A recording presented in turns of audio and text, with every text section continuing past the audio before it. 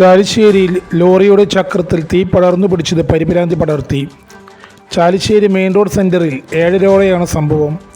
പാലക്കാട് നിന്നും തൃശ്ശൂർ ഭാഗത്തേക്ക് സിമൻറ്റ് കയറ്റി പോവുകയായിരുന്ന നാഷണൽ പെർമിറ്റ് ലോറിയാണ് അപകടത്തിൽപ്പെട്ടത്.